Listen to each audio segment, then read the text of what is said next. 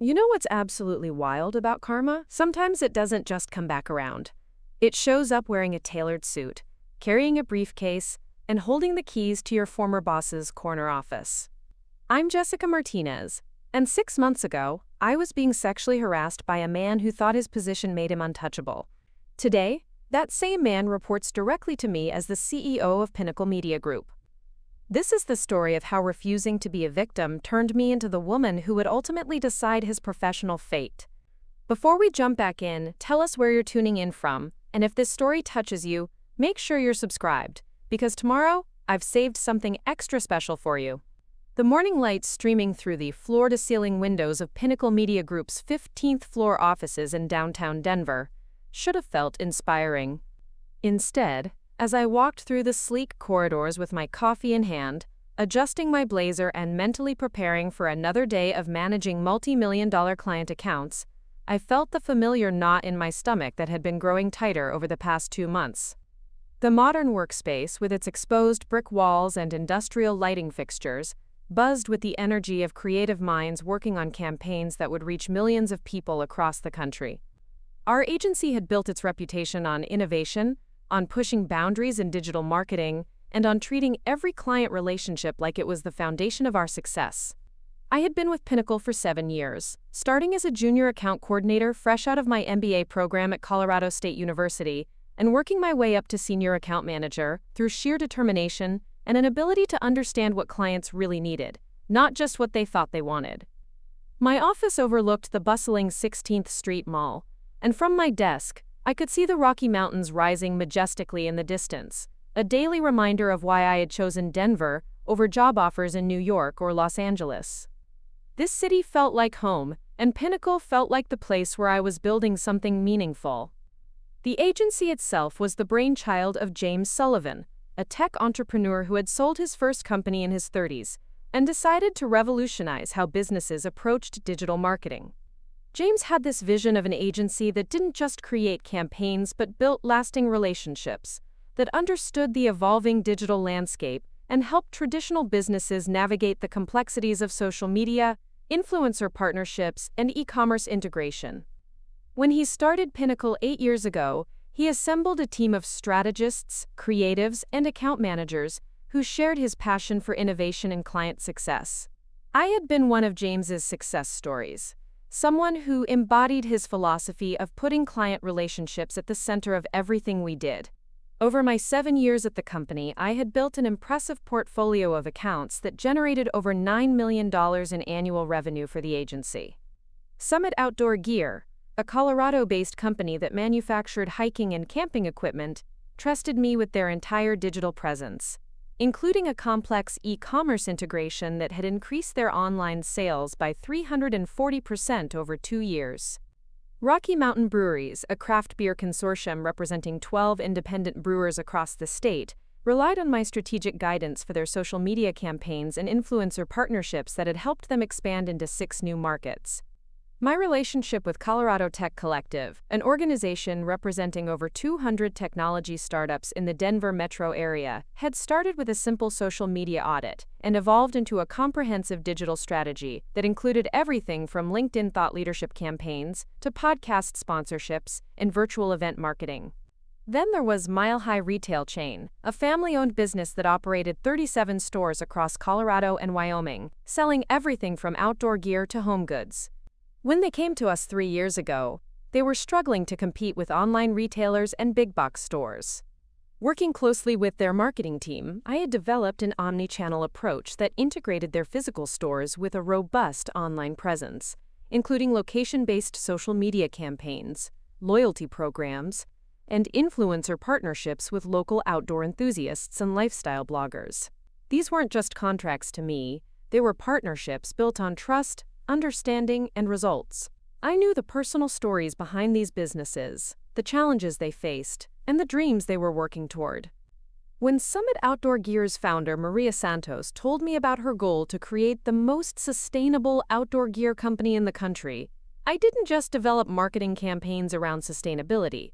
I researched environmental certifications, connected her with eco-friendly influencers, and helped her tell the story of her company's journey toward carbon neutrality in a way that resonated with conscious consumers.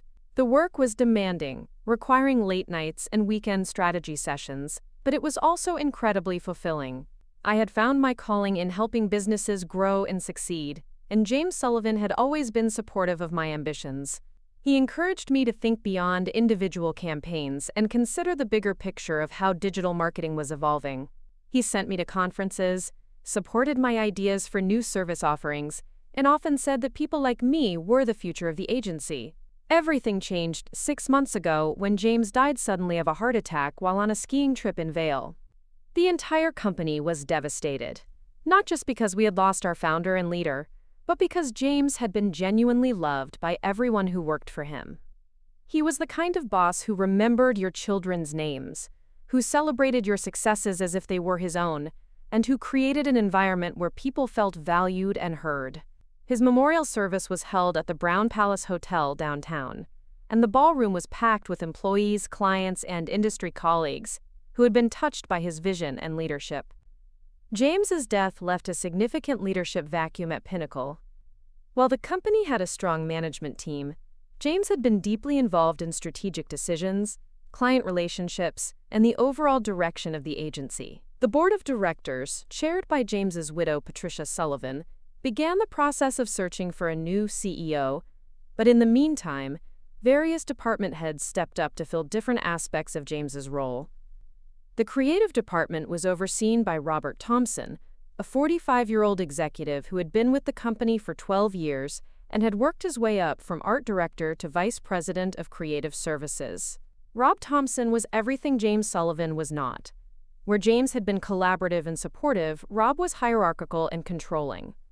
Where James had valued diverse perspectives and encouraged input from all levels of the organization, Rob seemed to believe that his position entitled him to make decisions without consultation or explanation. In the months following James's death, as the board searched for a permanent CEO and various executives jockeyed for position and influence, Rob began to assert himself in ways that made many employees uncomfortable. Initially, his behavior seemed like typical corporate posturing during a period of uncertainty. He started inserting himself into client meetings, where his input wasn't necessary, questioning strategic decisions that had been working well, and making comments about the need for stronger leadership and clearer hierarchy in the organization. Some of my colleagues whispered that Rob saw James's death as an opportunity to position himself for a promotion, possibly even to CEO, despite having no experience in overall business management and a background that was primarily creative rather than strategic. As someone who managed some of the agency's largest accounts and had built strong relationships with key clients, I found myself in an increasingly awkward position. Rob began scheduling unnecessary meetings with my clients, ostensibly to ensure continuity of service during the leadership transition, but his presence often felt intrusive and counterproductive. During a strategy session with Summit Outdoor Gear, he interrupted my presentation to suggest creative directions that completely contradicted the sustainable, authentic brand image we had been carefully building for 3 years. Maria Santos later pulled me aside to ask if there had been changes in our team structure, expressing concern that the new person seemed to have very different ideas about her company's marketing direction. The situation became more personally uncomfortable when Rob started paying attention to me in ways that had nothing to do with work. It began with small comments about my appearance, compliments that felt inappropriate coming from a supervisor, and were delivered in a tone that suggested he expected some kind of response beyond a polite thank you.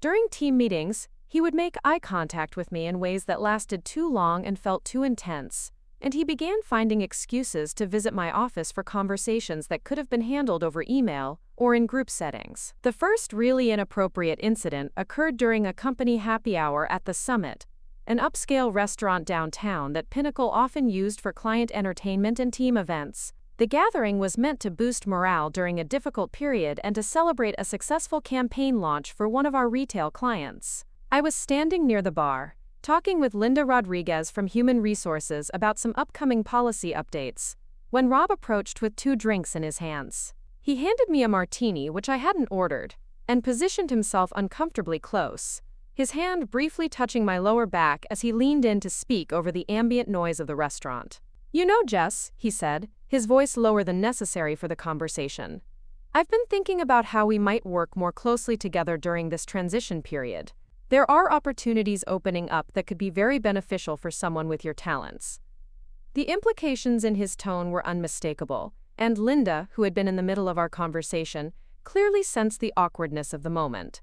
She excused herself to refresh her drink, leaving me alone with Rob, who seemed to interpret her departure as an invitation to continue the conversation in an even more inappropriate direction. "I think you have tremendous potential," he continued, his hand returning to my back, this time with more pressure and duration than could be considered accidental. "With the right mentorship and support, you could advance very quickly in this organization. I'd like to discuss some possibilities over dinner sometime soon, just the two of us."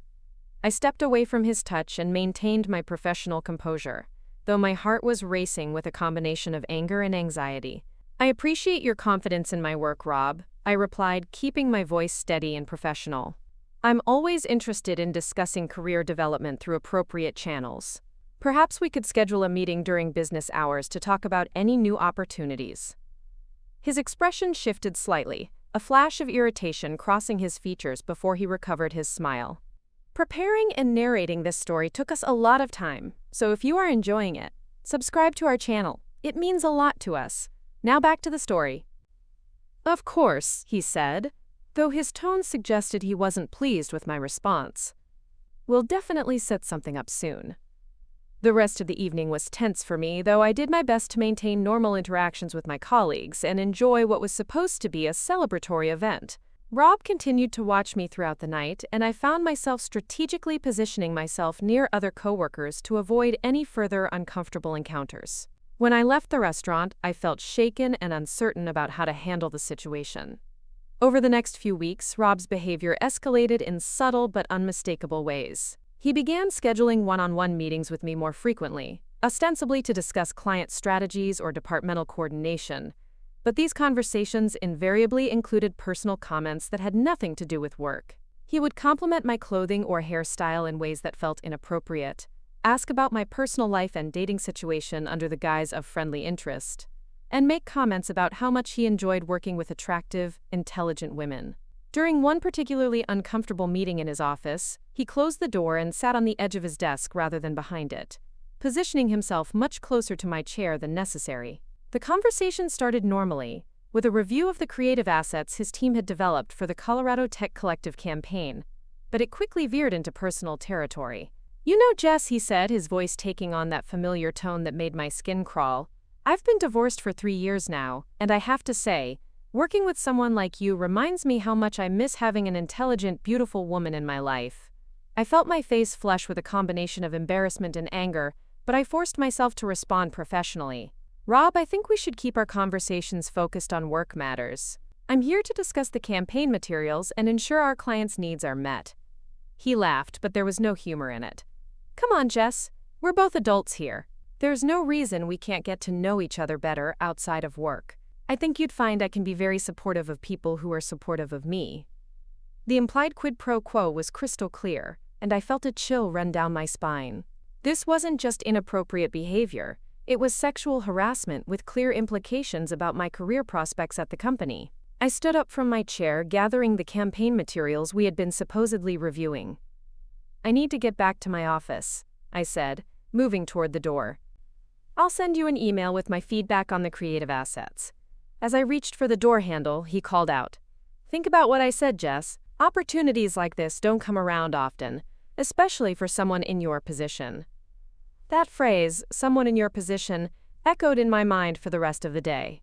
It felt like a threat disguised as an opportunity, a reminder that he held power over my career, and that my refusal to engage with his advances could have professional consequences. I went home that night to my apartment in Capitol Hill, a trendy neighborhood that I had chosen specifically because I could walk to work, and enjoyed being surrounded by the energy of Denver's creative community. My one-bedroom apartment overlooked a tree-lined street filled with local restaurants, coffee shops, and boutiques, and usually the sight of people walking their dogs and gathering at sidewalk cafes filled me with a sense of belonging and contentment.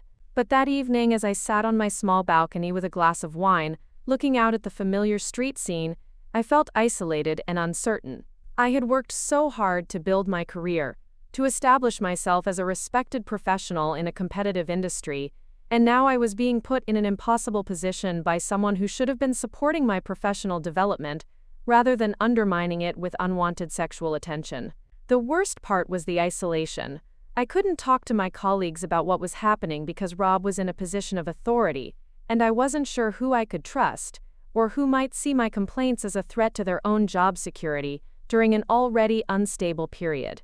I thought about James Sullivan, and how different things had been when he was alive. James had created an environment where people felt safe to speak up, where inappropriate behavior wasn't tolerated, and where professional advancement was based on merit rather than personal relationships or willingness to tolerate harassment. His death had left a void that went far beyond just leadership. It had removed the moral compass that had guided the company's culture. Over the weekend, I did what I always did when facing a difficult professional challenge. I researched and strategized. I reviewed the company's employee handbook, familiarizing myself with the policies on harassment and the procedures for filing complaints. I researched Colorado employment law and the legal protections available to employees facing sexual harassment. I even reached out to Rachel Bennett, my former mentor at the national agency where I had worked before joining Pinnacle, though I didn't go into specific details about my situation. Rachel's advice was practical and sobering. Document everything, she told me during our phone conversation. Dates, times, witnesses if there were any, and exact quotes when possible. Create a paper trail that establishes a pattern of behavior. And remember, companies will protect their interests, not necessarily their employees. You need to be prepared for any outcome, including the possibility that they'll find ways to question your credibility or performance. Her words stayed with me as I returned to work on Monday morning, armed with a small notebook that I planned to use for discreet documentation of any further incidents.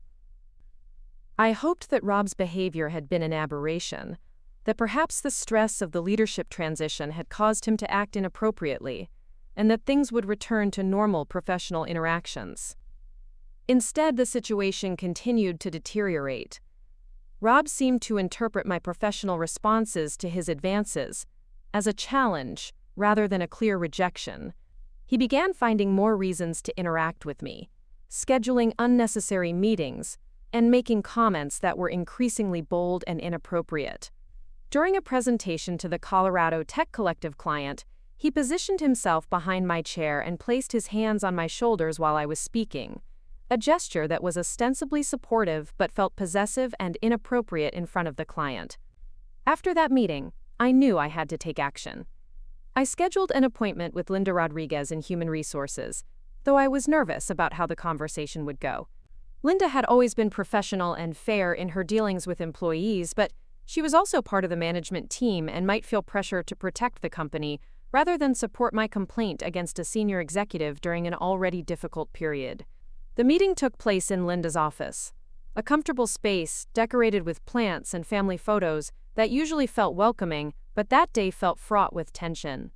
I had prepared carefully for the conversation, organizing my documentation and thinking through exactly how I wanted to present my concerns. Linda Rodriguez listened carefully as I explained the situation, her expression growing more serious with each detail I shared.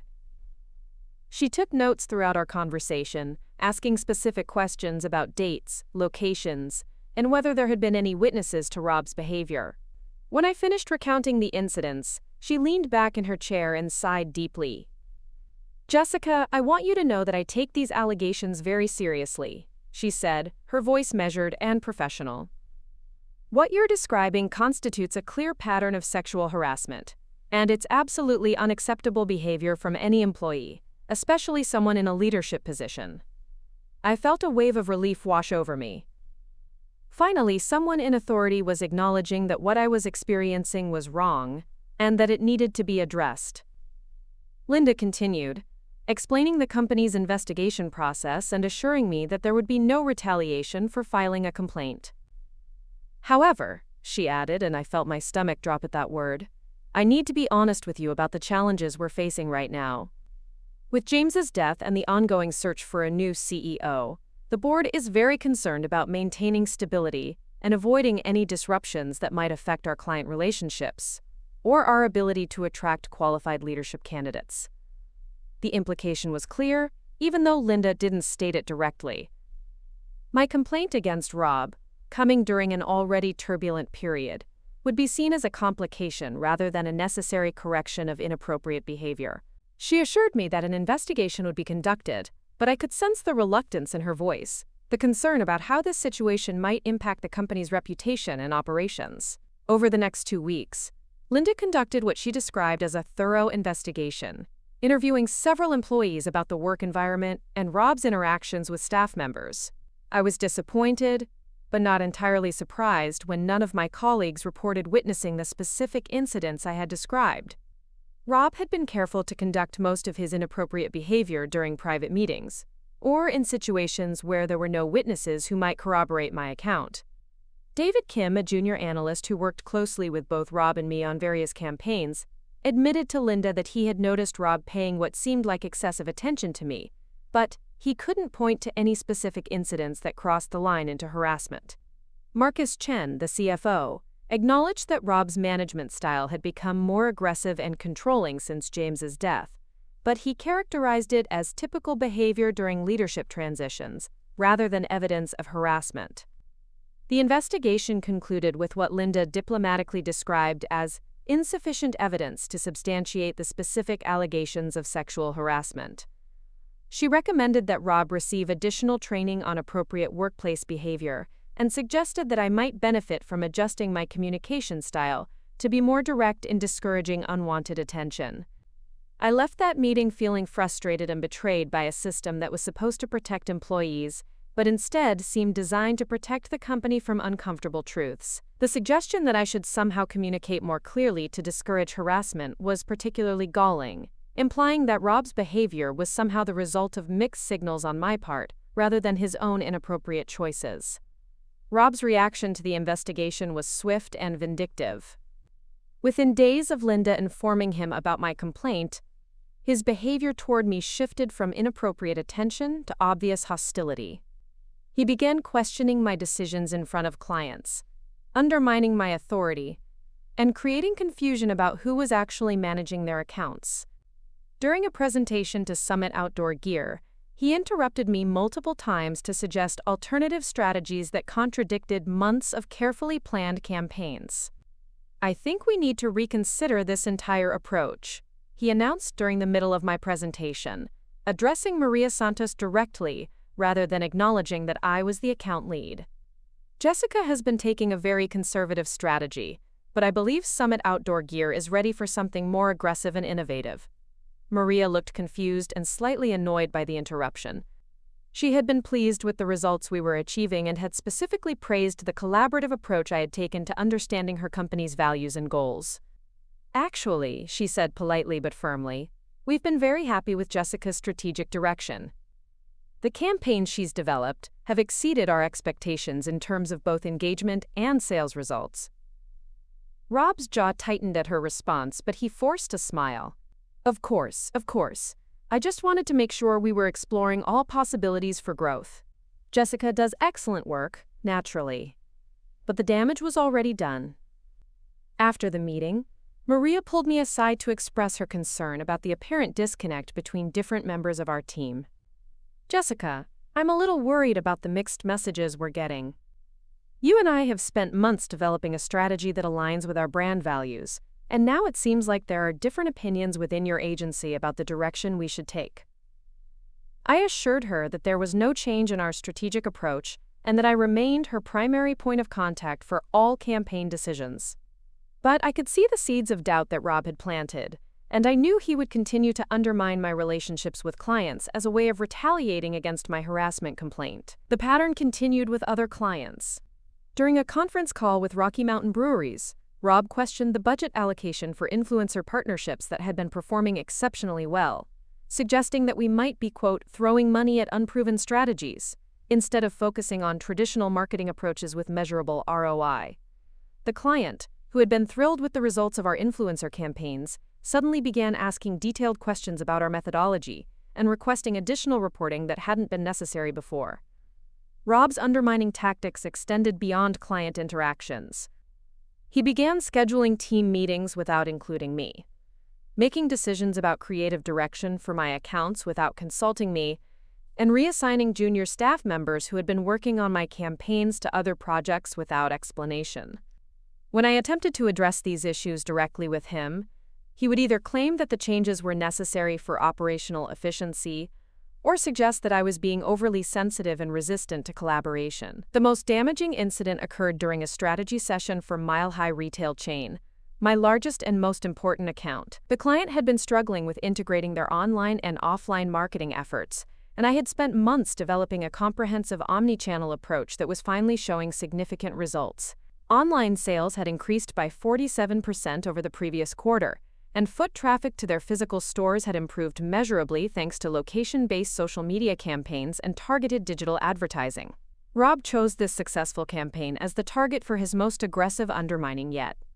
During a quarterly review meeting with the client's marketing team, he presented what he called a, quote, fresh perspective on their digital strategy, essentially contradicting everything I had been implementing and suggesting that we start over with a completely different approach. "I've been reviewing the data," he announced, projecting charts and graphs that selectively highlighted periods of lower performance while ignoring the overall positive trends. "While we've seen some modest improvements, I believe we're missing opportunities for much more significant growth." Jessica's approach has been somewhat cautious, and I think Mile High retail chain is ready for a more bold and innovative strategy. The client's marketing director, Jennifer Walsh, looked confused and frustrated. "I'm sorry, but I'm not understanding the disconnect here. Just last month, Jessica presented data showing that our online sales have increased by nearly 50% since implementing her omnichannel strategy. Our CEO has been thrilled with the results." Rob had clearly anticipated this objection and had prepared his response. "Certainly, we've seen some positive numbers, but I want to make sure we're not settling for incremental improvements when we could be achieving transformational growth. Sometimes agencies become too comfortable with strategies that produce acceptable results rather than pushing for excellence." I sat in stunned silence as Rob systematically dismantled months of successful work, reframing positive results as mediocrity, and positioning himself as the visionary who could deliver better outcomes. Jennifer and her team exchanged glances that clearly communicated their confusion about why their successful campaigns were suddenly being characterized as inadequate.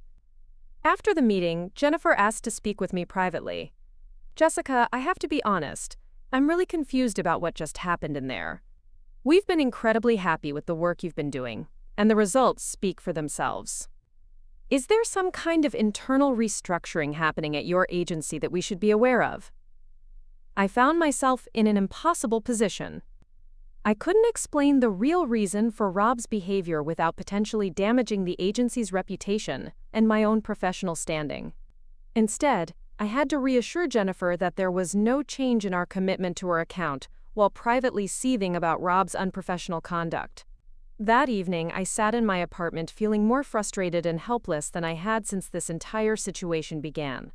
Rob's retaliation was systematic and calculated, designed to undermine my professional reputation and damage my relationships with the clients who formed the foundation of my career success.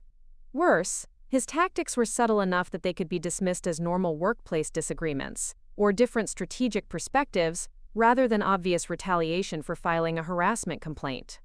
I called Rachel Bennett, my former mentor, and explained the deteriorating situation. Her advice was pragmatic but sobering. "Jessica, what you're experiencing is classic retaliation, and it's actually illegal under employment law," she told me. "The problem is proving that his behavior is connected to your harassment complaint rather than legitimate business disagreements. Companies know how to make retaliation look like normal management decisions." She suggested that I continue documenting everything, including the client interactions where Rob had undermined my work, and that I consider consulting with an employment attorney who specialized in harassment and retaliation cases.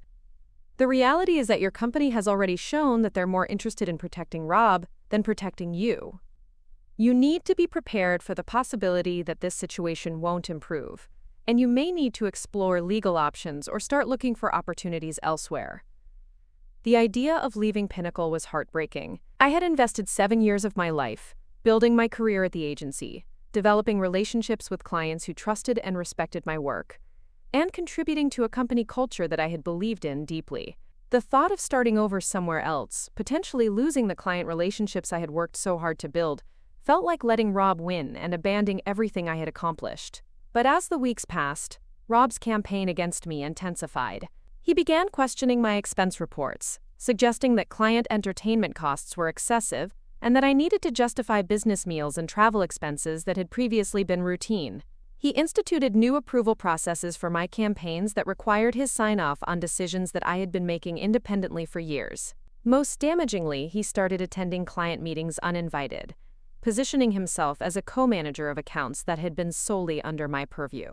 The breaking point came during a crisis management situation with Colorado Tech Collective. One of their member companies had experienced a data breach that potentially compromised customer information, and they needed immediate help developing a communication strategy to address the situation transparently while minimizing damage to their reputation. This was exactly the kind of challenge that I excelled at, requiring quick thinking, strategic communication, and deep understanding of both the client's business and the broader industry context. I had worked through the weekend, developing a comprehensive crisis communication plan that included immediate public statements, social media messaging, customer notification protocols, and a longer-term reputation recovery strategy. The plan addressed legal requirements for data breach notification, provided talking points for executives who would be fielding media inquiries, and outlined proactive steps to rebuild customer trust. On Monday morning, I was scheduled to present this plan to the Colorado Tech Collective's executive team in an emergency meeting that had been called to address the crisis. I arrived at the office early to make final preparations and ensure that all materials were ready for the presentation. Rob was waiting in my office when I arrived. "Good morning, Jessica," he said, his tone falsely cheerful. "I wanted to talk to you about the Colorado Tech Collective situation before your meeting this morning." I felt my heart sink, knowing that he was about to interfere with another critical client interaction. "The crisis communication plan is ready," I said carefully. "I've addressed all the key issues and developed a comprehensive strategy for managing the situation." "I'm sure you have," he replied, "but I've been thinking about this over the weekend, and I believe this situation requires a more senior level of involvement. Given the potential legal and reputational implications, I think it would be more appropriate for me to present the strategy to the client." I stared at him in disbelief. This was my client, my strategy, and my area of expertise. Crisis communication was one of my strongest skills, and I had successfully managed similar situations for other clients in the past. The idea that Rob, whose background was in creative services rather than strategic communication, should present my work to the client was both professionally insulting and strategically questionable. "Rob, I developed this strategy specifically for Colorado Tech Collective based on my understanding of their business and the industry context," I said, trying to keep my voice calm and professional. "I've been working with their team for 3 years, and they're expecting me to present the plan we've developed together." His expression hardened slightly, though he maintained his superficially pleasant tone. "Jessica, I understand that you've put a lot of work into this, and your contributions will certainly be acknowledged. But this is a high-stakes situation that requires experienced leadership. I'm sure you can understand that the client's needs have to come first." The manipulation in his response was masterful. By framing his interference as concern for the client rather than personal retaliation, he made it difficult for me to object without appearing to put my own interests ahead of the client's welfare. But I knew that his involvement would actually harm the client's interests, since he lacked both the expertise to present the strategy effectively and the relationship foundation necessary to guide them through a crisis. "I think the client would be best served by having their primary contact present the strategy we've developed," I said firmly. "If you'd like to attend the meeting to provide additional support, that would be fine, but I should be the one presenting the work." Rob's facade of pleasantness finally slipped, revealing the anger and resentment that had been building since my harassment complaint. "Jessica, I'm not asking your opinion about this. I'm telling you how we're going to handle the situation. You can attend the meeting to provide background information if needed, but I'll be taking the lead on presenting the strategy and managing the client relationship going forward." I felt a surge of anger and frustration that I struggled to contain. This was no longer about different management styles or strategic disagreements. Rob was systematically dismantling my professional responsibilities and client relationships as punishment for refusing his advances and reporting his behavior to human resources. "I need to prepare for the presentation," I said, standing up from my desk. "The client is expecting specific information about implementation timelines and budget requirements that I'll need to review." "Actually," Rob said, holding up a hand to stop me, "I've already reviewed your materials, and I think I have everything I need. Why don't you take the morning to catch up on some of your other projects? I'll handle the Colorado Tech Collective meeting." The dismissal was complete and humiliating. He was literally taking my work, my client relationship, and my professional expertise, and claiming them as his own. Worse, he was doing it in a way that made it appear as though he was being generous by allowing me to focus on other responsibilities rather than stealing my most important account. I watched from my office window as Rob left the building for the client meeting, carrying the presentation materials that I had spent the weekend preparing. The irony was bitter. He was about to present my strategic thinking and crisis management expertise to a client who had hired our agency specifically because of my track record and relationship management skills. 2 hours later, my phone rang. It was David Kim, the junior analyst who often supported my work on various accounts. "Jessica, I just heard about the Colorado Tech Collective meeting from Marcus in finance," he said, his voice quiet and concerned.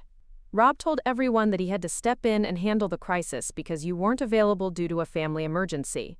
People are asking if everything's okay with you."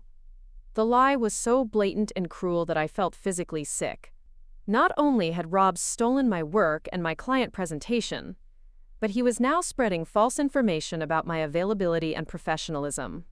The implication that I would abandon a client during a crisis for personal reasons was devastating to my reputation, and completely contrary to my track record of reliability and dedication. "There's no family emergency," I told David. Rob decided to handle the presentation himself. There was a long pause on the other end of the line. "That's really strange," David said carefully. "I mean, this is your account, and you're the one with crisis communication experience. Why would he take over the presentation?" I couldn't answer that question honestly without getting David involved in a situation that could jeopardize his own job security. "I'm not sure," I said instead. "But thanks for letting me know what people are being told." After I hung up, I sat in my office feeling more isolated and defeated than at any point since this nightmare had begun. Rob wasn't just retaliating against me personally, he was actively destroying my professional reputation and credibility. The lie about a family emergency was particularly insidious because it suggested that I was unreliable and had poor judgment about priorities, characteristics that would be devastating to my career in client services. That afternoon, I received an email from Colorado Tech Collective's executive director expressing concern about the communication strategy that had been presented in the morning meeting. Apparently, Rob's lack of familiarity with their business and industry had led to several recommendations that didn't align with their legal requirements and regulatory environment. The client was requesting a follow-up meeting to discuss modifications to the strategy, and they specifically asked for me to be involved in the conversation. I forwarded the email to Rob and requested a meeting to discuss how we should handle the client's concerns. His response was curt and dismissive. "I'll handle the follow-up with the client. Please focus on your other responsibilities." But the damage was already done. Rob's presentation had confused and concerned the client, potentially jeopardizing our relationship with one of the agency's important accounts.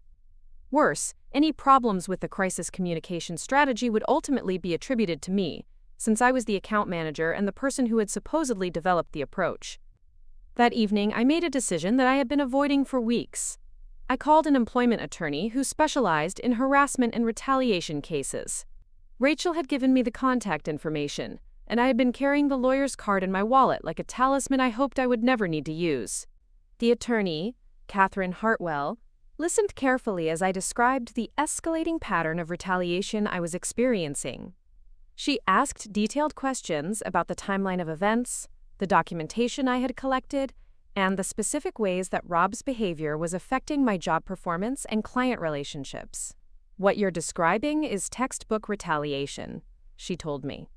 "The challenge is that companies have become very sophisticated about how they retaliate against employees who file harassment complaints.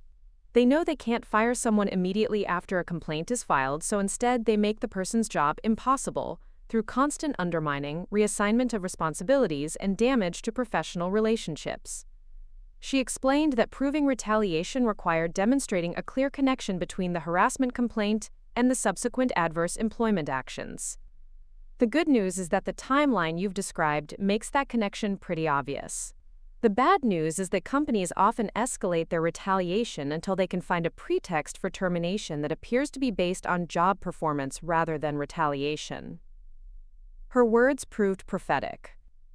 Over the next 2 weeks, Rob's campaign against me reached new levels of systematic destruction.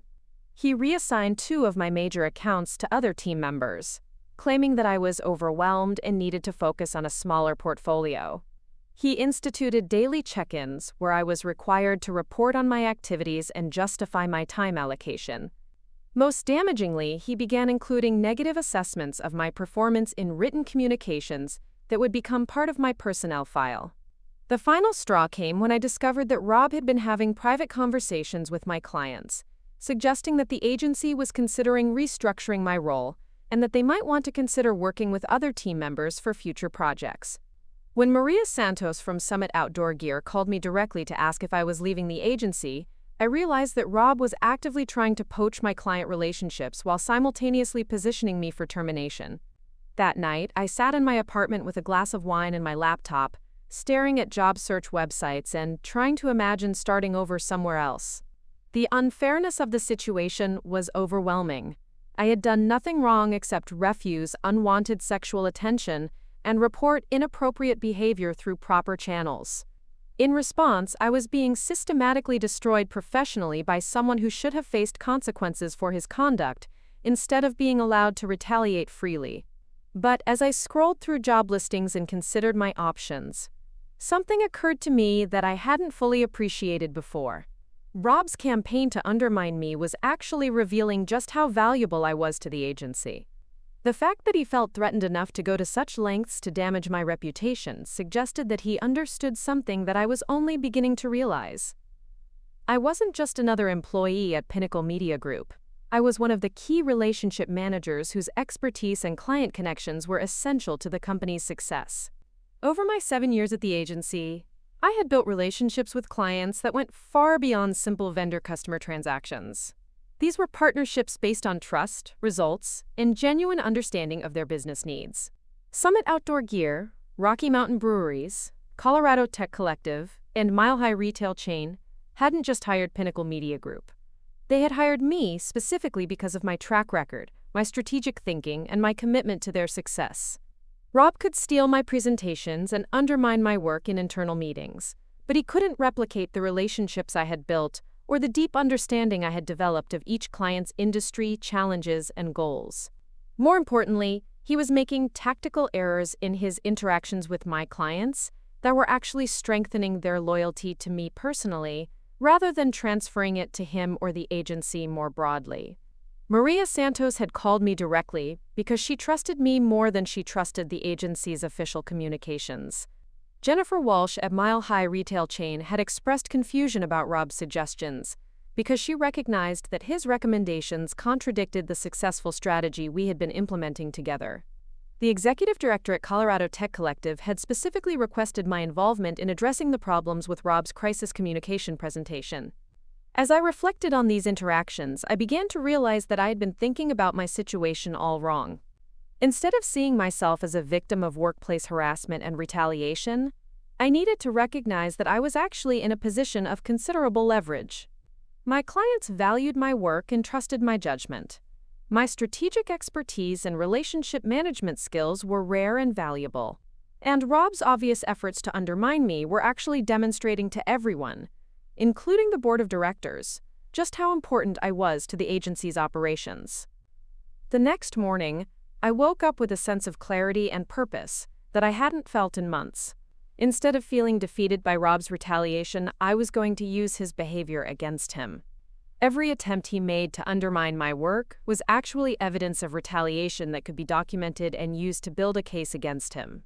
Every client who expressed confusion about his involvement in their accounts was a potential witness to his unprofessional conduct. Every strategic error he made while trying to take credit for my work was proof that he lacked the expertise necessary for effective leadership. I started documenting everything with renewed focus and strategic thinking. Every email, every client interaction, every meeting where Rob contradicted established strategy or made decisions without appropriate consultation. I began reaching out to my professional network, not to look for new job opportunities, but to strengthen the relationships that would be valuable if I decided to pursue legal action or seek external support for addressing the situation at Pinnacle. Most importantly, I started thinking about what I really wanted from this situation. Initially, I had just wanted Rob to stop harassing me and to be able to do my job without interference. But his retaliation had revealed something important about the power dynamics at the agency and my own value as a professional. Maybe it was time to stop playing defense and start playing offense. The opportunity I had been unconsciously preparing for came sooner than I expected, and from a direction I hadn't anticipated. Patricia Sullivan, James's widow and the chair of Pinnacle's board of directors, requested a meeting with me to discuss my thoughts on the agency's future direction and leadership needs. The meeting was scheduled for the following week, and I knew it represented a crucial moment in determining not just my own future at the company, but potentially the future of Pinnacle Media Group itself. The meeting with Patricia Sullivan was scheduled for Thursday afternoon in the executive conference room on the top floor, a space I had only visited a handful of times during my 7 years at Pinnacle. The room overlooked downtown Denver's skyline, with floor-to-ceiling windows that provided a panoramic view of the Rocky Mountains in the distance. As I prepared for this crucial conversation, I spent considerable time thinking not just about what I would say, but about what Patricia might be hoping to hear from me. Patricia Sullivan was a formidable woman in her own right, not simply the widow of Pinnacle's founder, but an accomplished business leader who had built her own consulting firm before James started the agency. She had been instrumental in Pinnacle's early growth, providing strategic guidance and business connections that helped establish the agency's reputation in Denver's competitive marketing landscape. After James's death, she had stepped back from day-to-day involvement, but remained actively engaged as board chair, particularly focused on the search for new leadership. I had interacted with Patricia professionally on several occasions over the years, usually during major client presentations or company-wide strategic planning sessions. She had always impressed me with her ability to ask penetrating questions that got to the heart of complex business issues, and she had a reputation for being direct and decisive in her communications.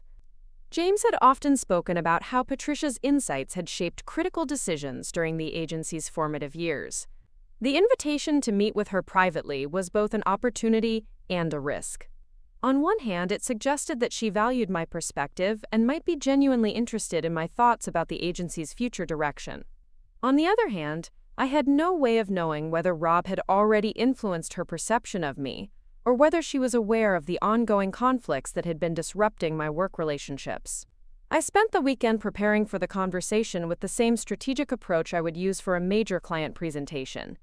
I researched the agency's current financial performance, analyzed industry trends that might affect our competitive position, and developed thoughtful recommendations for addressing the leadership challenges we were facing. Most importantly, I prepared to discuss my own role and value to the organization, in terms that focused on business results rather than personal grievances. The documentation I had been collecting about Rob's behavior would remain in the background of my thinking, but I wanted this conversation to establish my credibility as a strategic thinker and valuable team member before addressing any interpersonal issues. My goal was to position myself as someone who understood the agency's challenges and opportunities, not simply as an employee with complaints about management. Monday morning brought news that would dramatically change the context of my upcoming meeting with Patricia. Marcus Chen, the CFO, sent an email to all department heads announcing that Mile High retail chain had decided to terminate their contract with Pinnacle, effective at the end of the month. The email cited, quote, strategic realignment and changing communication needs as the reason for their decision, but it included no details about the specific factors that had led to their departure. Mile High retail chain represented over $3 million in annual revenue for the agency, making them one of our largest and most important clients. Losing an account of that magnitude would have serious implications for the agency's financial stability and would likely require layoffs and budget cuts across multiple departments. More personally, Mile High had been one of my most successful client relationships, and their departure felt like a devastating blow to my professional reputation. I immediately called Jennifer Walsh, the marketing director at Mile High, to try to understand what had happened and whether there was any possibility of salvaging the relationship. Her explanation was both enlightening and infuriating. "Jessica, I want you to know that this decision had nothing to do with the quality of your work," she began. "We've been incredibly happy with the results you've delivered, and I personally believe that your omni-channel strategy has been one of the best investments we've made in marketing over the past few years." She paused, and I could hear the frustration in her voice as she continued. "The problem is that we've been getting mixed messages from your agency about strategy and direction. The presentation that Rob gave last month contradicted everything we had been working on together, and when we asked for clarification, we got defensive responses instead of collaborative problem-solving." Jennifer went on to explain that Rob had followed up his disruptive presentation with several phone calls and emails that suggested Pinnacle was planning to make significant changes to their account management structure. He had implied that I might be transitioning to other responsibilities and that Mile High should be prepared to work with a new primary contact who would implement a, quote, "more modern and aggressive marketing approach." "We don't want a more aggressive approach," Jennifer said emphatically. "We want consistency, reliability, and strategic thinking that aligns with our brand values." When it became clear that your agency was planning to change the team and strategy that had been working so well for us, we decided it was time to look for a new partner. The conversation was simultaneously validating and heartbreaking. Jennifer's feedback confirmed that my strategic work had been excellent and that the client relationship had been strong until Rob's interference. But it also meant that his campaign of undermining and retaliation had achieved one of its primary objectives: damaging my professional reputation and creating business consequences that could be blamed on my performance rather than his misconduct. After hanging up with Jennifer, I sat in my office trying to process the implications of losing such a major client. In the current environment, with the agency already struggling with leadership instability and competitive pressures, the loss of Mile High retail chain would likely accelerate discussions about cost-cutting measures and organizational restructuring. It was entirely possible that Rob would use this client departure as justification for eliminating my position or further reducing my responsibilities. But as I reflected on Jennifer's explanation of their decision-making process, I began to see an opportunity hidden within the crisis. Mile High's departure wasn't random bad luck or inevitable business volatility. It was the direct result of Rob's strategic incompetence and unprofessional behavior. Jennifer had specifically praised my work, while criticizing the mixed messages and defensive responses that had characterized Rob's interactions with their team. This meant that I had a client who could serve as a credible witness to Rob's poor judgment and harmful impact on the agency's business relationships. More importantly, I had documentation of the specific incidents that had led to their departure, including emails and meeting notes that demonstrated how Rob's interference had contradicted successful strategies and confused client expectations. I spent Tuesday morning putting together a comprehensive analysis of the Mile High situation, documenting the timeline of events that had led to their departure, and analyzing the financial impact of losing their account. The analysis included Jennifer's specific feedback about Rob's presentations and communications, as well as data showing the success of the campaigns that had been disrupted by his involvement. The document was structured as a post-mortem business analysis, rather than a personal complaint, focusing on strategic errors and communication failures that had damaged a valuable client relationship. However, it clearly established Rob's responsibility for the problems and demonstrated how his lack of expertise in account management had created unnecessary conflicts with a satisfied client. Wednesday brought another piece of information that would prove crucial to my upcoming conversation with Patricia. David Kim stopped by my office with news he had overheard during a department meeting. "I probably shouldn't be telling you this," he said, glancing around to make sure no one else was within earshot. "But Rob has been talking to Marcus about restructuring the account management team. He's suggesting that the agency needs to consolidate client relationships under more senior oversight to prevent future departures like Mile High." David explained that Rob's proposal involved eliminating several account manager positions and redistributing client responsibilities among a smaller team of supervisors who would report directly to him. According to the plan, individual account managers would become more like coordinators, who would implement strategies developed by the senior oversight team, rather than maintaining direct strategic relationships with clients. The thing is, David continued, everyone knows that your client relationships are some of the strongest in the agency. Summit Outdoor Gear and Rocky Mountain Breweries have both called asking specifically for you when Rob has tried to insert himself into their projects. It doesn't make sense to restructure away from something that's working. His observation reinforced my growing understanding that Rob's proposals were driven by personal animosity rather than sound business judgment. The restructuring plan he was promoting would eliminate the direct client relationships that were one of Pinnacle's key competitive advantages, replacing them with a more hierarchical approach that would centralize control under his authority. From a strategic perspective, Rob's plan was exactly wrong for an agency that had built its reputation on collaborative relationships and customized solutions. Pinnacle's clients valued the ability to work directly with experienced account managers who understood their businesses and could provide strategic guidance tailored to their specific needs. A more bureaucratic structure would likely drive away clients who were looking for partnership rather than vendor services. Thursday morning arrived with unseasonably warm weather for late fall in Denver, and I walked to work through downtown streets filled with people enjoying the sunshine and outdoor cafe seating. The beautiful day felt like a good omen as I made final preparations for my meeting with Patricia, reviewing my notes and mentally rehearsing the key points I wanted to communicate. I had decided to structure the conversation around three main themes: the agency's current challenges and opportunities, my perspective on effective leadership during periods of transition, and my thoughts on preserving and strengthening the client relationships that formed the foundation of Pinnacle's success. Each theme would allow me to demonstrate my strategic thinking, while also highlighting the problems created by Rob's approach to management. The meeting was scheduled for 2 o'clock, but Patricia's assistant called at noon to ask if I could come up a few minutes early. When I arrived at the executive conference room, Patricia was already there, reviewing what appeared to be financial documents and strategic planning materials spread across the large mahogany table. "Jessica, thank you for making time for this conversation," she said, standing to shake my hand with a firm grip that conveyed both warmth and authority. "Please, have a seat wherever you're comfortable." I chose a chair that allowed me to face both Patricia and the windows overlooking the city, hoping that the natural light would help create a more open and collaborative atmosphere for our discussion.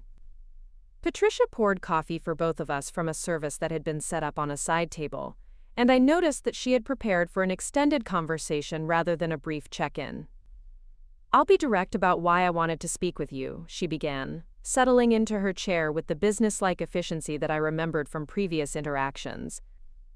"The board is deeply concerned about the agency's performance and direction following James's death. We're seeing client departures, internal conflicts, and strategic confusion that threaten everything he worked to build."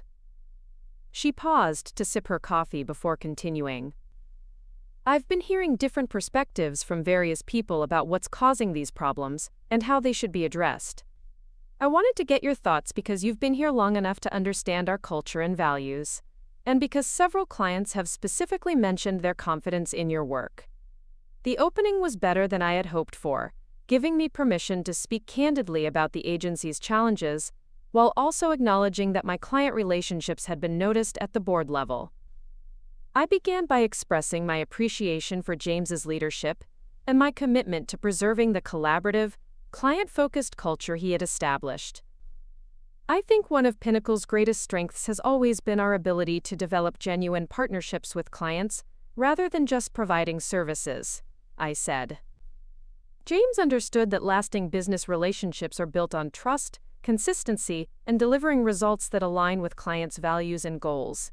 Patricia nodded approvingly. "That was definitely central to his vision for the agency. He believed that our success should be measured not just by campaign performance, but by the strength and longevity of our client relationships." I used this opening to transition into my analysis of the challenges facing the agency in the current environment. I think we're at a critical moment where some of the decisions being made could either strengthen those relationships or undermine them. The Mile High situation is a perfect example of how internal confusion and mixed messages can damage even our strongest client partnerships. Patricia's expression grew more serious as I mentioned Mile High. Yes, that was a significant loss for us. Marcus has been trying to understand exactly what happened there. Do you have insights about their decision to leave? This was the moment I had been preparing for, the opportunity to present my analysis of Rob's role in the client departure without making it seem like a personal attack. I pulled out the post-mortem document I had prepared and walked Patricia through the timeline of events that had led to Mile High's departure. Jennifer Walsh was very clear that their decision wasn't based on dissatisfaction with our strategic work or campaign results, I explained. They were actually pleased with the performance improvements we had achieved together. The problem was confusion about our internal structure and concern that we were planning to change the approach that had been working for them. I showed Patricia the specific feedback Jennifer had provided about Rob's presentation and subsequent communications, emphasizing how his lack of familiarity with their business had led to recommendations that contradicted their brand values and strategic objectives. The most concerning part, I continued, is that this pattern seems to be affecting other client relationships as well. When account management becomes inconsistent, or when strategic recommendations contradict previous successful work, clients start questioning whether we really understand their businesses. Patricia asked several probing questions about the specifics of the Mile High situation, and I could see her making notes as I provided additional details about the client's concerns and feedback. She seemed particularly interested in the disconnect between Rob's strategic recommendations and the data-driven results that had been supporting our previous approach. What do you think should be done differently to prevent similar situations in the future? She asked. This question gave me the opening to present my broader thoughts about leadership and organizational structure, without making the conversation specifically about Rob's behavior. I talked about the importance of maintaining clear lines of responsibility for client relationships, ensuring that strategic decisions were based on data and client feedback rather than internal politics, and preserving the collaborative culture that had been central to Pinnacle's success. I think we need leadership that understands both the creative and strategic sides of our business, I said. Someone who can work collaboratively with different departments while maintaining focus on client results and long-term relationship building. Patricia leaned back in her chair, considering my response. That's interesting. What kind of background do you think would be most valuable for leading an agency like Pinnacle through this transition period? The question felt loaded with significance, as if Patricia was testing my thoughts about the ongoing CEO search or evaluating my own qualifications for expanded responsibilities. I chose my words carefully, focusing on competencies rather than specific credentials. I think the most important qualities are strategic thinking, relationship management skills, and the ability to bridge different perspectives within the organization, I replied. The person needs to understand both the creative process and the business development side, and they need to be able to earn the respect of both clients and team members. Patricia nodded thoughtfully. Those are exactly the qualities the board has been discussing as we evaluate candidates for the CEO position. It's been challenging to find people who have both the vision to lead the agency forward and the operational expertise to manage day-to-day client relationships. She paused for a moment, then asked a question that caught me completely off guard. Have you ever considered what it would be like to take on broader leadership responsibilities within the agency? The directness of her question left me momentarily speechless. I had been so focused on defending my current position and addressing the problems created by Rob's behavior that I hadn't seriously considered the possibility of actually advancing to a more senior role. But as I thought about it, I realized that everything I had been experiencing and learning over the past few months had been preparing me for exactly this kind of opportunity. I've always been interested in strategic leadership, I said carefully, and I think my experience managing client relationships has given me a good understanding of what drives success in this industry. I'd certainly be interested in exploring opportunities to contribute at a higher level. Patricia smiled for the first time during our conversation, an expression that suggested she had been hoping for exactly that response. The board has been impressed with your client results and your stability during a very turbulent period. Several of our key clients have specifically mentioned their confidence in your work, and your revenue generation has been consistently strong. She gathered the papers she had been reviewing when I arrived and pushed them across the table toward me. These are financial projections for different organizational scenarios we've been considering. I'd like you to review them and give me your thoughts about which approaches might be most effective for maintaining our client base while positioning the agency for growth. As I looked at the documents, I realized that this conversation had taken a direction I never could have anticipated when I woke up that morning. Patricia wasn't just seeking my input about the agency's challenges.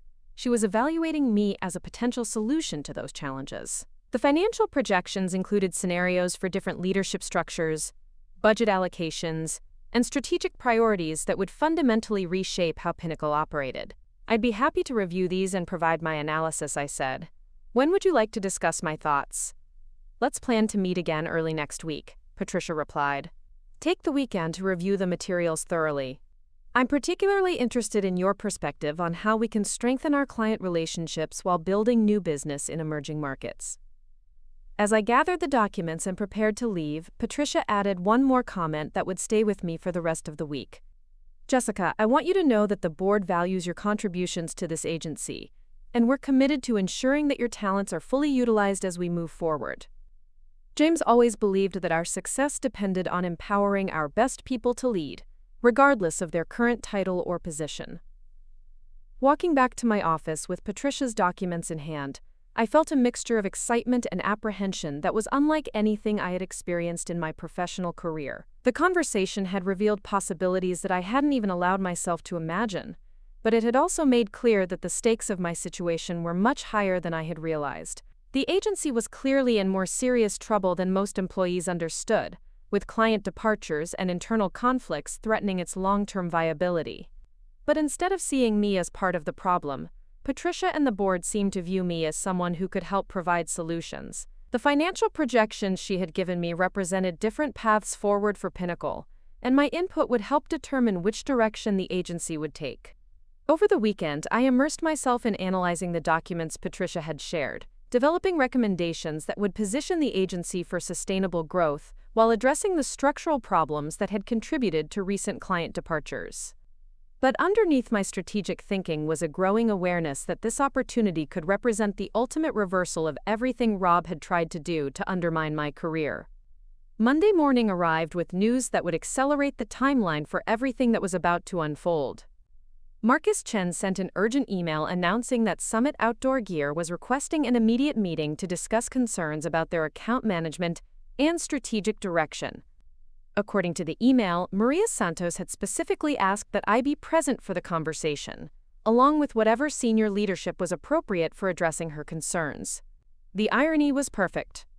Summit Outdoor Gear, the client relationship that Rob had repeatedly tried to undermine and control, was now demanding a meeting that would likely determine the future of multiple people's careers at Pinnacle.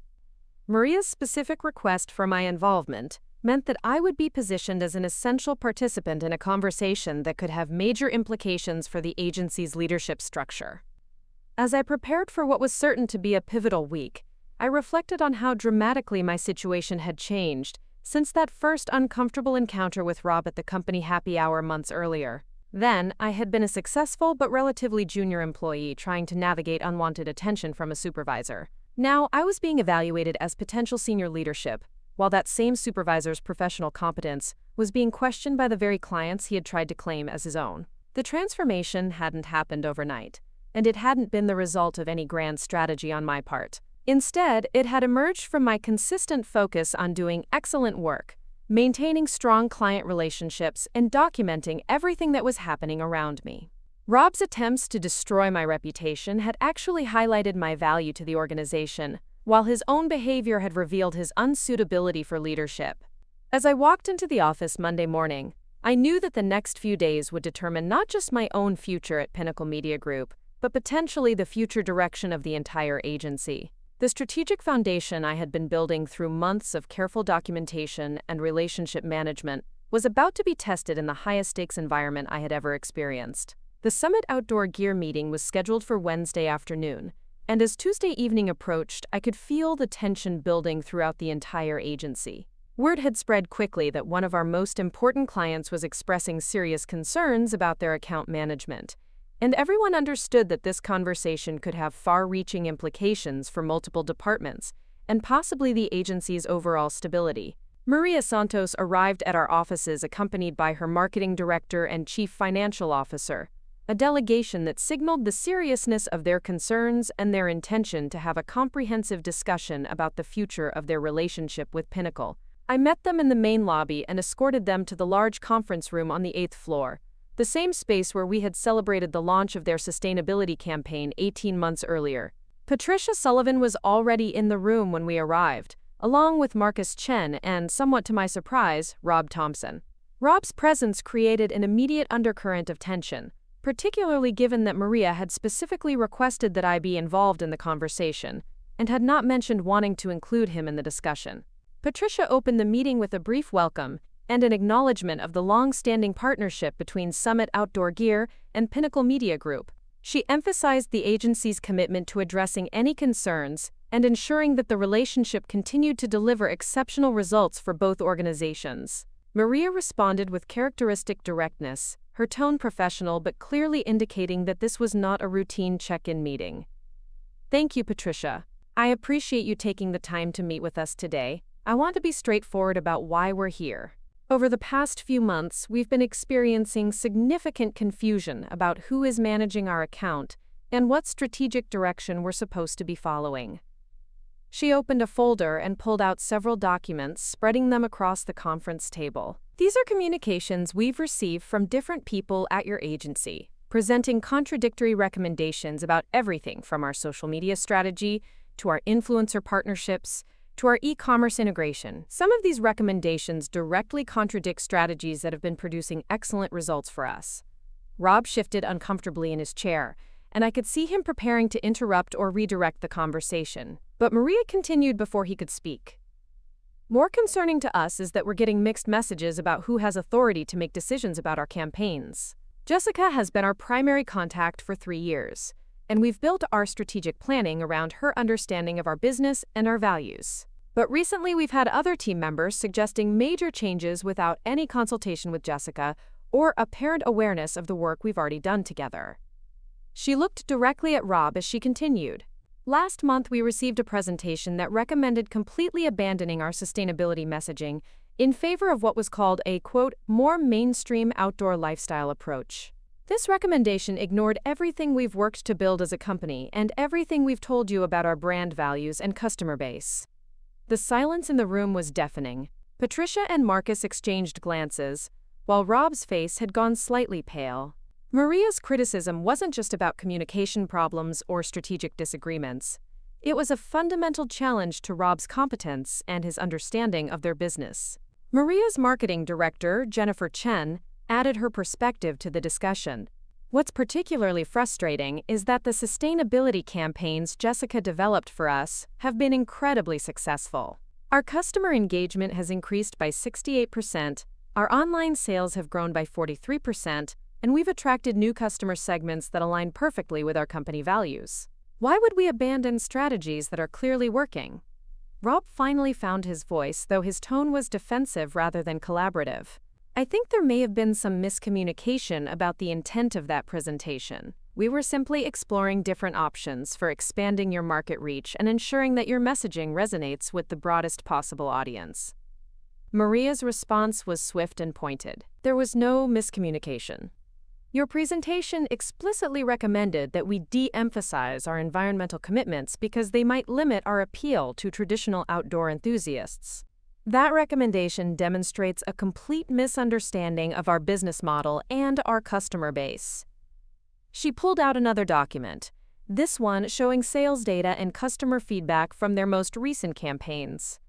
"Our research consistently shows that sustainability is one of the primary factors driving customer loyalty and word-of-mouth referrals. Our customers choose us specifically because we align with their values, not despite our environmental commitments." Rob attempted to recover by suggesting that he had been trying to help Summit Outdoor Gear think strategically about growth opportunities. But his explanation only made the situation worse. It became clear that he had no deep understanding of their customer demographics, their competitive landscape, or the strategic foundation that had been built over years of collaborative work. Patricia intervened before the conversation could become more confrontational. "Maria, I appreciate you bringing these concerns to our attention. It sounds like there have been some internal communication issues that have affected the consistency of our strategic recommendations. Can you help us understand what you need from Pinnacle going forward? Maria's response was both a relief and a validation of everything I had been working toward. What we need is clarity about who is managing our account and consistency in strategic direction. Jessica understands our business, our values, and our goals. The work she's done for us has been exceptional, and we want to continue building on that foundation. She paused and looked around the room before continuing.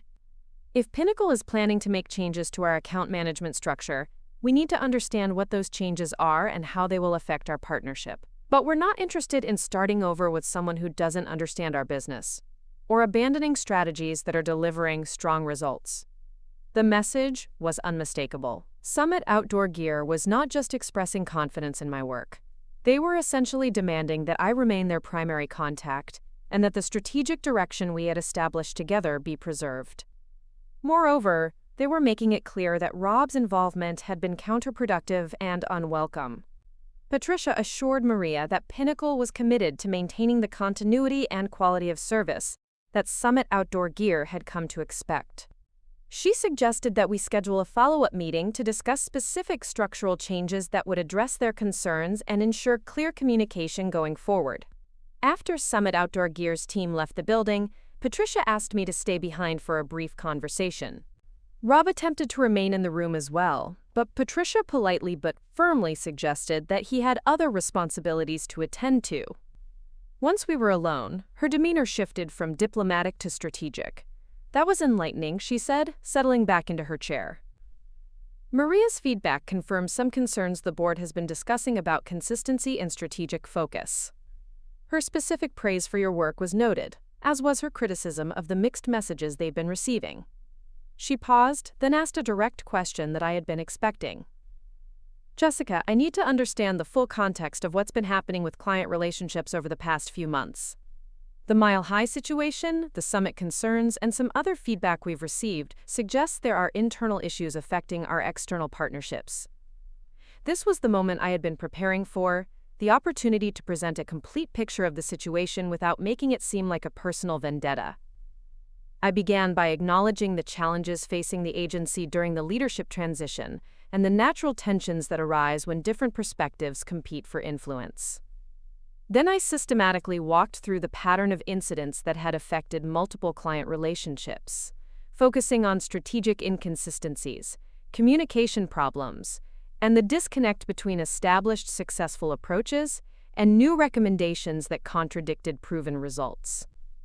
I showed Patricia the documentation I had been collecting, including client feedback, email communications, and campaign performance data that demonstrated the success of existing strategies and the confusion created by attempts to change direction without adequate justification. The concerning pattern, I explained, is that these problems seem to be concentrated around accounts where there have been attempts to override existing strategic relationships and impose new approaches without understanding the foundation that had been built with clients. Patricia asked several specific questions about the timeline of events and the impact on client satisfaction and retention. As we talked, it became clear that she was connecting the dots between the internal conflicts she had been observing and the external business consequences that were threatening the agency's stability.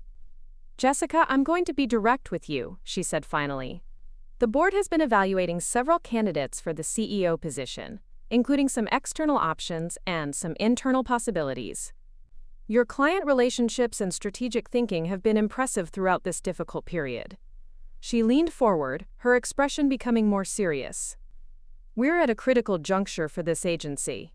We need leadership that can stabilize our client relationships, rebuild internal cohesion, and position us for sustainable growth. Based on what I've observed and the feedback we've received, I believe you have the competencies we're looking for. The conversation that followed was unlike anything I had ever experienced in my professional career.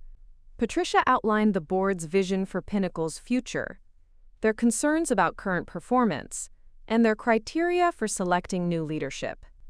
She described the CEO role not just as a position of authority, but as an opportunity to shape the agency's culture and strategic direction for years to come.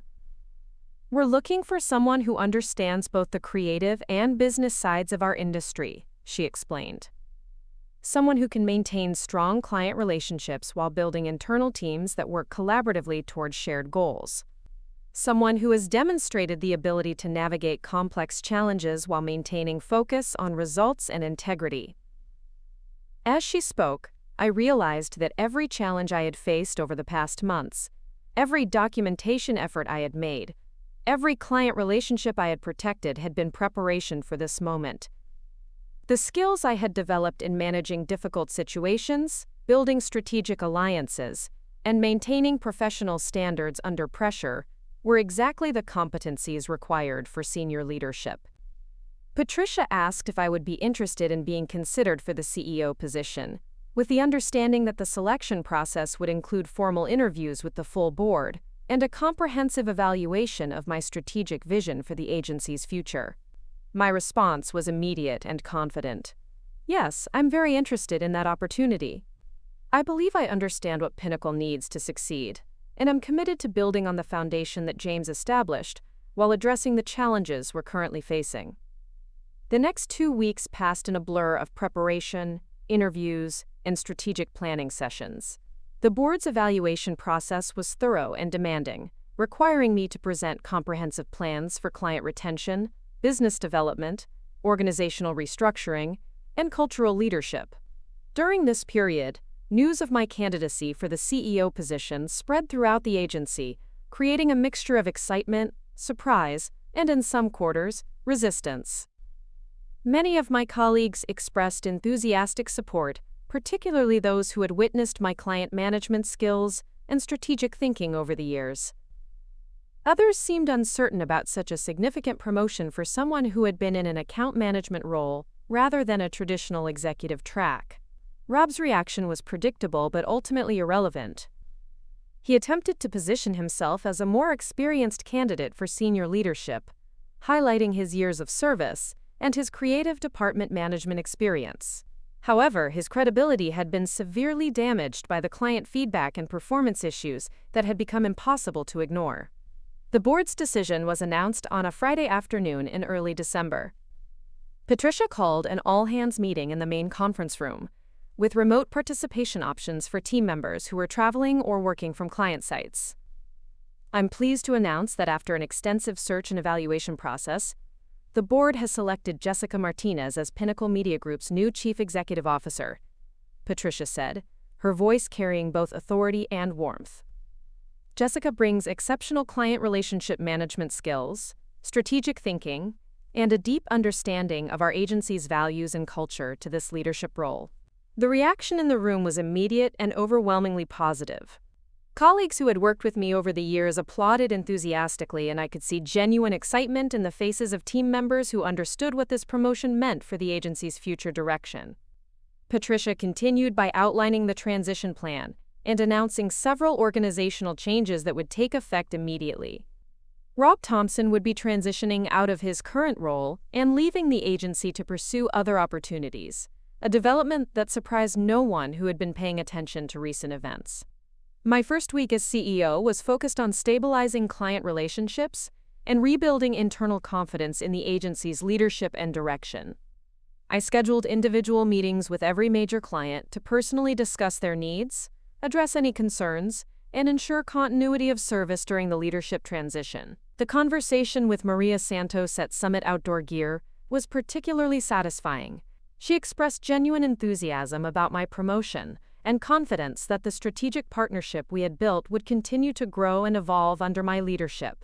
"This is exactly what we were hoping would happen," she told me during our meeting. "You understand our business, you've delivered exceptional results, and you've shown that you can navigate complex challenges while maintaining focus on what really matters to us as a company." Similar conversations with other clients reinforced my understanding that the relationships I had built over years of dedicated service were now valuable assets for leading the entire agency. Rather than being just an account manager who knew individual clients well, I was now positioned as a CEO who understood the client perspective and could ensure that the entire organization remained focused on delivering value and building partnerships. The internal transformation was equally important. I implemented new communication protocols that ensured strategic consistency across all client relationships, established regular cross-departmental collaboration sessions that prevented the kind of isolated decision-making that had created problems under previous leadership, and created professional development opportunities that recognized and rewarded collaborative excellence.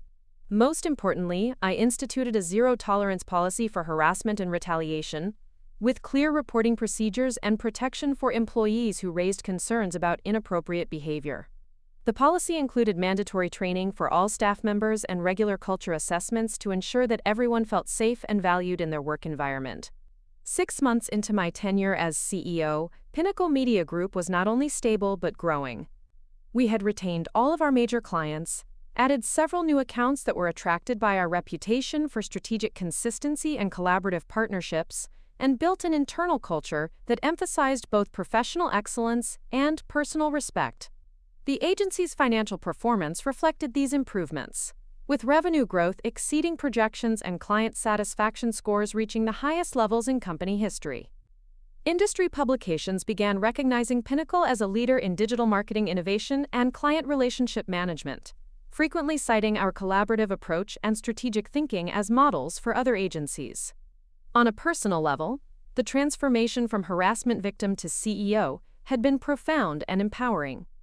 The experience had taught me that professional excellence and personal integrity could triumph over workplace bullying and retaliation, but only when combined with strategic thinking, careful documentation, and the courage to stand up for what was right. The irony was not lost on me that Rob's attempts to destroy my career had actually revealed my leadership potential and positioned me for the ultimate professional advancement. His harassment and retaliation had forced me to develop skills in crisis management, strategic communication, and relationship building that proved essential for executive leadership. More than a year after that first uncomfortable encounter at the company happy hour, I found myself reflecting on the journey that had brought me to the corner office overlooking downtown Denver. The view from the CEO suite included not just the Rocky Mountains in the distance, but a clear perspective on how adversity could become opportunity when met with determination and strategic thinking.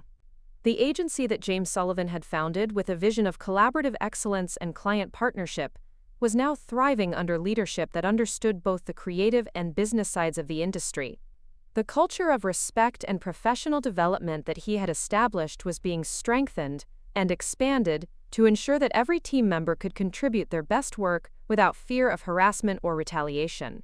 During my first annual board presentation as CEO, I shared data showing record client retention rates, strong revenue growth, and industry recognition for innovation and excellence. But the metric I was most proud of was the employee satisfaction survey results, which showed dramatic improvements in workplace safety, professional development opportunities, and confidence in agency leadership. Patricia Sullivan introduced my presentation by reflecting on the agency's journey since her husband's death and the challenges that had threatened its survival during the leadership transition. James always believed that great organizations were built by empowering their best people to lead, regardless of their starting position or traditional career paths, she said. Jessica's promotion from account manager to CEO represents exactly the kind of merit-based advancement that he envisioned for Pinnacle. The story of my rise to CEO became something of a legend within Denver's marketing community, frequently cited as an example of how talent and determination could overcome even the most challenging workplace obstacles. Industry conferences began inviting me to speak about leadership development, crisis management, and building inclusive workplace cultures that maximize everyone's potential. But the most meaningful recognition came from the employees at Pinnacle, particularly the younger team members who saw my journey as proof that excellence and integrity were still valued and rewarded in corporate environments. Several women in the agency approached me privately to share their own experiences with workplace challenges and to thank me for creating an environment where they felt safe to speak up and pursue advancement. During one of these conversations, a junior account coordinator named Sarah Williams told me something that crystallized the broader significance of what had happened at Pinnacle. "When I heard about your promotion, it gave me hope that hard work and doing the right thing actually matter," she said. "It showed me that you don't have to tolerate inappropriate behavior or accept limitations that other people try to put on you." Her words reminded me that the transformation at Pinnacle was about more than just one person's career advancement or even one company's success. It was about proving that workplace cultures could change, that harassment and retaliation could be defeated, and that organizations could thrive when they prioritized talent and character over politics and power games. As I settled into my second year as CEO, I continued to receive updates about Rob Thompson's career trajectory, mostly through industry networking and mutual professional connections. His departure from Pinnacle had been followed by a series of short-term positions at other agencies, none of which seemed to provide the stability or advancement opportunities he had apparently expected. The professional consequences of his behavior had extended far beyond his termination from Pinnacle.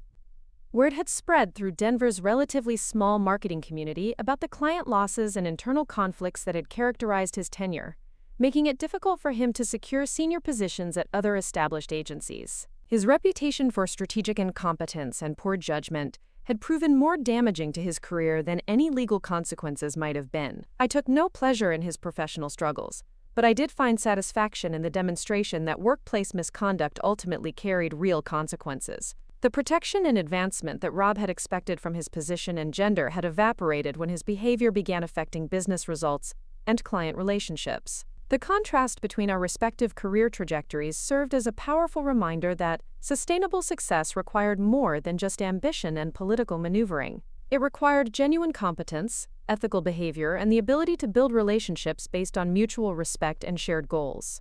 As Pinnacle Media Group continued to grow and evolve under my leadership, I made sure that Rob's story became part of the agency's institutional memory, not as a cautionary tale told to embarrass or shame, but as an educational example of how individual behavior could affect entire organizations, and why character mattered as much as capability in leadership roles. The agency's success story became a case study taught in business schools and leadership development programs, highlighting how effective crisis management, strategic client relationship building, and cultural transformation could turn organizational challenges into competitive advantages. Students and executives who studied Pinnacle's turnaround were particularly interested in understanding how individual leadership development could emerge from adversity, and how personal integrity could become a foundation for professional excellence. Looking back on the entire experience from the perspective of established success, I realized that every challenge I had faced, every documentation effort I had made,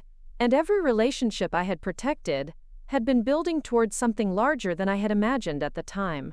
What had seemed like a series of isolated incidents and defensive responses had actually been the development of executive competencies and leadership skills that would serve me throughout my career. The young woman who had sat in that first uncomfortable meeting with human resources, hoping that someone in authority would protect her from harassment, had evolved into a CEO who was creating policies and cultures that would protect others facing similar challenges. The account manager who had been undermined and retaliated against for refusing inappropriate advances had become a leader who was setting industry standards for professional development and workplace safety. Today, when young professionals ask me for advice about navigating difficult workplace situations or advancing their careers despite obstacles and challenges, I tell them the same thing I learned during my own journey. Document everything, maintain your professional standards, focus on delivering excellent results, and never underestimate the power of genuine relationships built on trust and mutual respect. The corner office, with its view of the Rocky Mountains, serves as a daily reminder that careers can take unexpected directions, and that adversity can become opportunity when met with strategic thinking and unwavering commitment to doing what's right. The agency that almost lost everything due to poor leadership and toxic behavior had become stronger, more successful, and more respected than ever before. Most importantly, Pinnacle Media Group had become the kind of workplace that James Sullivan had originally envisioned, a place where talent was recognized and developed, where different perspectives were valued and heard, and where everyone could contribute their best work in an environment of safety and respect. The transformation was complete, but the commitment to continuous improvement and ethical leadership remained at the center of everything we did. Because, as I had learned through direct experience, building a great organization required constant attention to both professional excellence and personal character, and the moment you stopped prioritizing both was the moment you started moving backward. Up next, you've got 2 more standout stories right on your screen. If this one hit the mark, you won't want to pass these up. Just click and check them out.